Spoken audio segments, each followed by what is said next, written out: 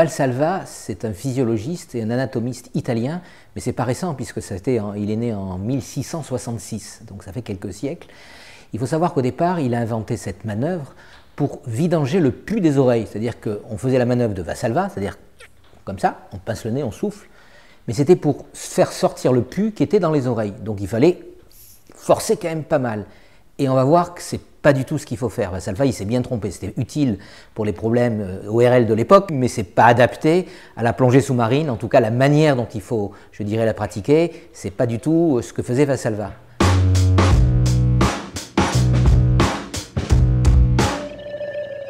Un Valsalva forcé, un Valsalva trop prolongé peut donner des problématiques. En particulier, ça peut donner ce qu'on appelle un barotraumatisme, c'est-à-dire un traumatisme lié à la pression, au niveau de l'oreille interne. Je m'explique. Si je fais un Valsalva, que je force un peu trop, soit en intensité, comme je suis en train de faire, pas bon ça, soit en durée, cette hyperpression qui va aller du nez par la trompe d'Eustache dans l'oreille moyenne va équilibrer le tympan. Ok, mais ça peut donner un coup de fouet, un coup de piston vers la zone des fenêtres de l'oreille interne, chez des chasseurs, en particulier au bout de 2-3 heures de plongée, ou chez des apnéistes qui font 2 ou 3 heures de séance d'apnée.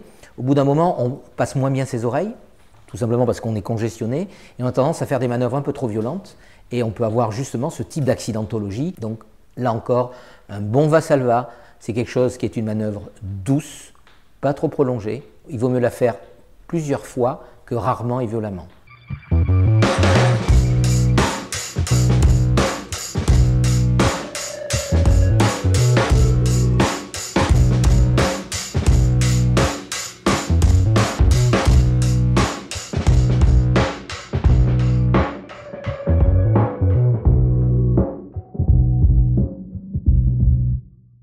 Une autre technique active, moins violente, c'est le Fresnel. Le Fresnel, c'est le principe, c'est d'envoyer la base de la langue en arrière.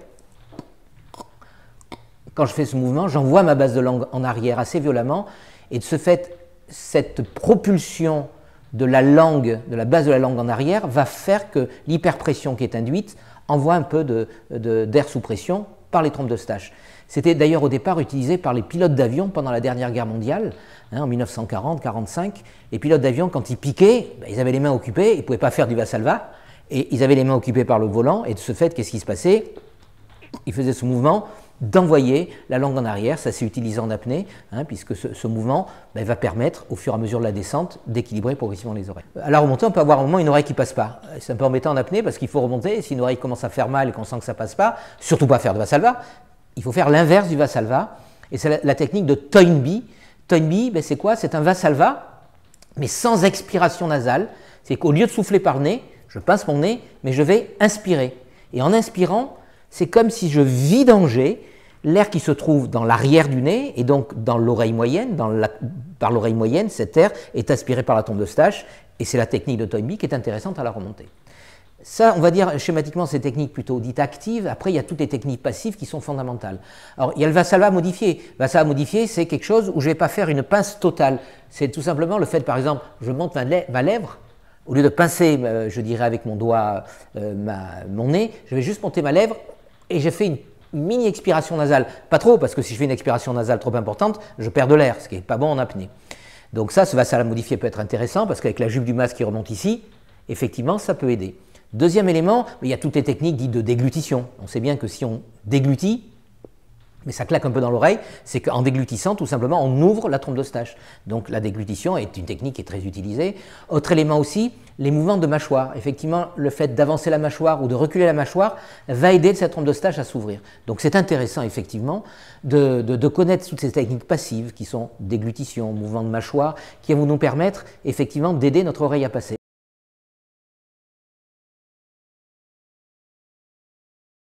On n'est pas tous égaux, parce que la perméabilité de la trompe d'Eustache, elle a des facteurs de variabilité. Ces facteurs de variabilité, ils sont, on va dire, il y a des facteurs anatomiques et des facteurs physiologiques. Alors, le facteur anatomique, ce n'est pas le plus important, alors que les gens croient en général que le facteur le plus important, c'est l'anatomie. Les gens disent, ouais, moi j'arrive à plonger très facilement, sans problème pour mes oreilles, parce que ma trompe d'Eustache, elle est rectiligne.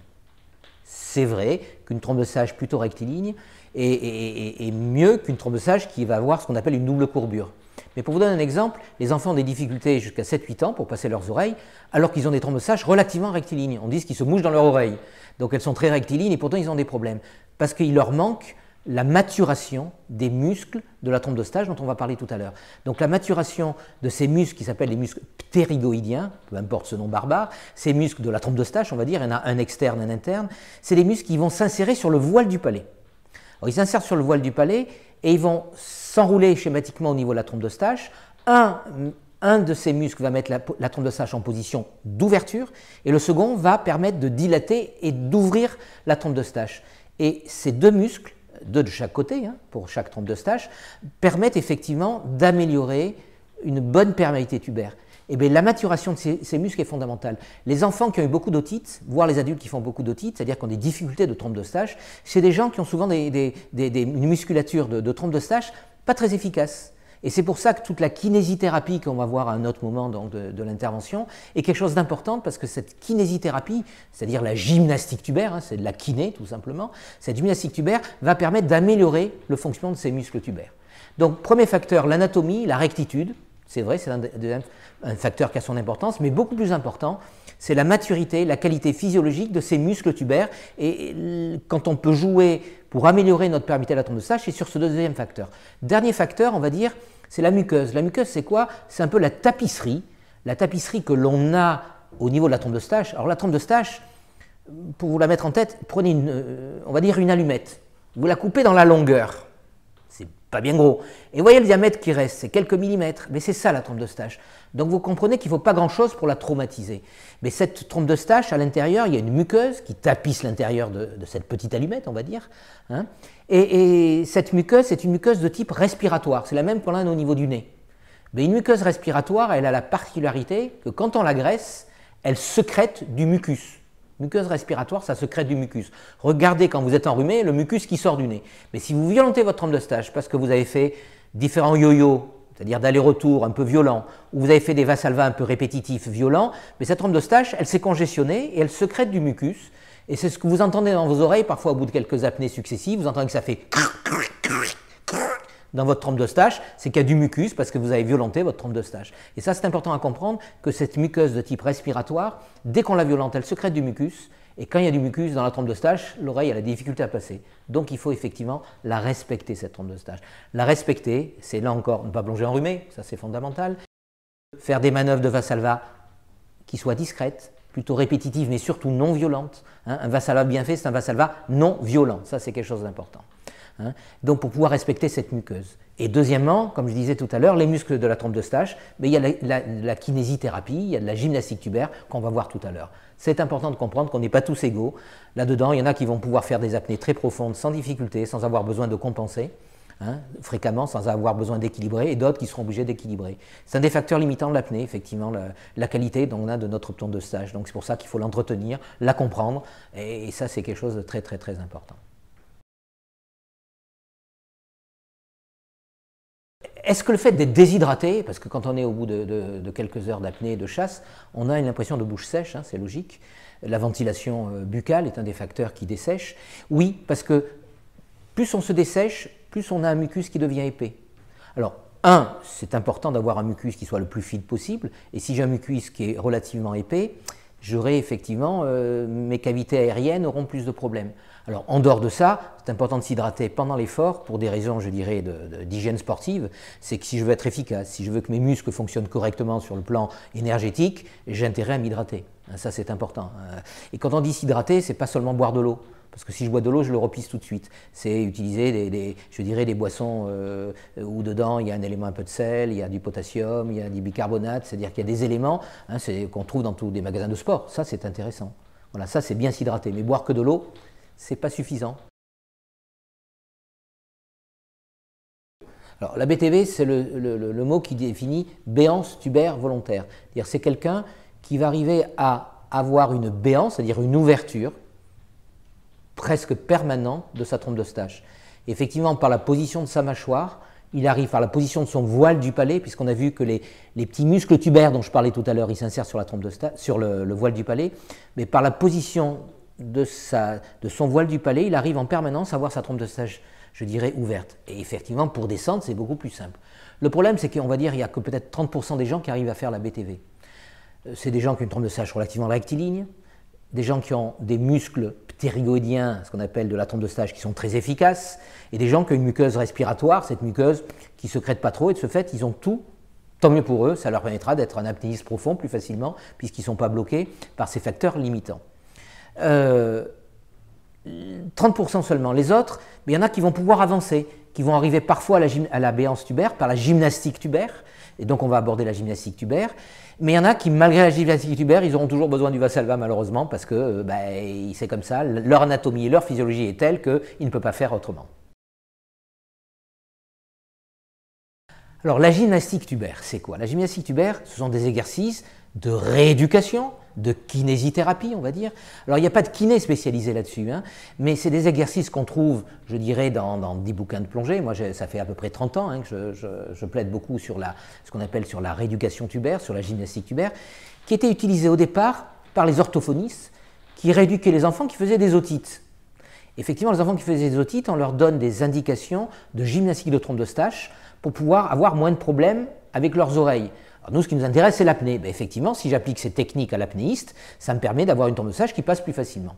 Alors ces exercices de gymnastique tubaire, on va les décomposer, on va dire, en 3 grands groupes. Il y a ceux qui vont, on va dire, du moins efficace au plus efficace. Le moins efficace, ceux de mobilisation de mâchoire, effectivement, ceux, deuxièmement, de mobilisation de langue, et ceux de mobilisation du voile du palais. Eux, c'est les plus efficaces. Mobilisation je dirais de la mâchoire, on sait tous que quand on avance la mâchoire, quand on bâille par exemple, on ouvre la bouche, ça débouche les oreilles. C'est tout simplement ça. Donc tous ces mouvements d'avancement mandibulaire, j'avance la mâchoire, ou d'envoyer la mâchoire en arrière, de l'envoyer à droite, à gauche, mais on a des apnéistes qui parfois, suivant comment ils positionnent leur mâchoire, ils se rendent compte qu'ils passent plus facilement une oreille qui ne passe pas d'un côté. Donc c'est important de le savoir. Deuxième type de technique, c'est les mouvements de langue. C'est les mouvements soit je dirais, de protraction de langue, j'envoie ma langue en avant et je l'envoie en arrière. C'est-à-dire comme si ma langue partait de l'avant vers l'arrière. Parce que quand je fais des mouvements de langue, effectivement, j'arrive à mobiliser une partie de ma gorge et une partie, on va dire, de l'entonnoir de la gorge, et donc des muscles où se trouve, je dirais, notre trompe d'Eustache. Le plus efficace, et c'est là-dessus où on va insister, c'est tous les exercices du voile du palais. Ça, c'est fondamental. Alors, l'exercice de voile du palais, c'est essayer d'avaler. Quand vous avalez la déglutition complète, je déglutis, vous sentez que le voile du palais, il monte et il descend. De même qu'ici, quand j'avale, j'ai ma pomme d'Adam qui monte et qui descend. Quand j'avale, mon voile du palais, il monte et il descend. Alors, la technique de rééducation, ça va faire de faire le premier temps de la déglutition, c'est-à-dire le moment où je fais comme si j'allais avaler ma salive. C'est-à-dire que j'envoie un peu ma langue en arrière et j'essaie de déglutir, mais je ne vais pas jusqu'à la déglutition. Et quand je fais ça, si je force, ça gêne même. J'ai l'impression de creuser le voile du palais, j'ai l'impression qu'il y a quelque chose qui se creuse dans l'arrière de la gorge, c'est le voile du palais qui se creuse parce qu'il ascensionne à ce moment-là. Et ça, c'est un exercice. Et les apnéistes qui veulent performer davantage, ils vont faire des exercices où ils vont faire cet exercice de voile du palais de façon successive, effectivement, et c'est impressionnant de voir, d'ailleurs, quand on voit un apnéiste qui fait devant soi ces exercices, on voit le voile du palais qui remonte avec la luette. Vous savez, la luette, c'est la pendeloque qui pendouille du voile du palais, mais cette luette, on la voit effectivement ascensionner.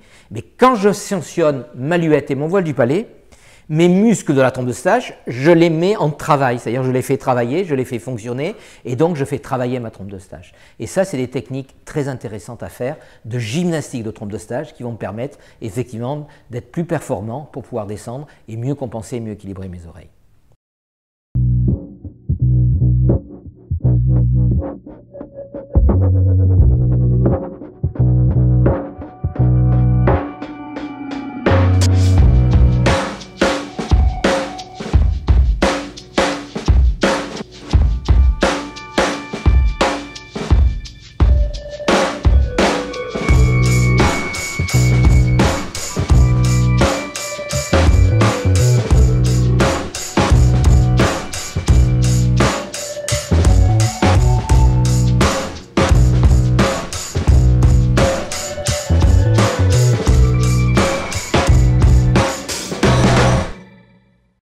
la photo, ça a été...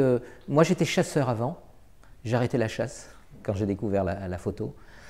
C'est-à-dire que la chasse, c'est la captation, il n'y a pas de secret. C'est la captation de quelque chose. Et la photo me permet d'avoir cette captation. Donc, je suis surtout photographe animalier. Et le fait de saisir l'instant, le fait de saisir l'émotion, le fait de saisir une histoire, c'est ça la photo sous-marine.